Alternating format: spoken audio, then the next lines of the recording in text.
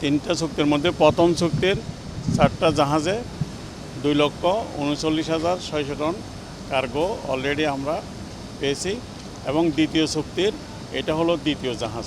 দ্বিতীয় চুক্তিতে total cargo আসতেছে 2,30,000 টন এবং আরও তৃতীয় চুক্তির জাহাজগুলো এখনও শুরু হয় নাই, এগুলো হয়তো পরের মাসে শুরু হবে। যেখানে আমাদের প্রোটিন কন্টেন্ট আমরা 11.5 থেকে একদম 13 পর্যন্ত মনে করি হাই কোয়ালিটি, কিন্তু ইউএসের যে গম আমরা পাচ্ছি এগুলির কোয়ালিটি প্রোটিন কন্টেন্ট প্রায় 14%. With the grain in your hands, you can easily see the quality is top notch.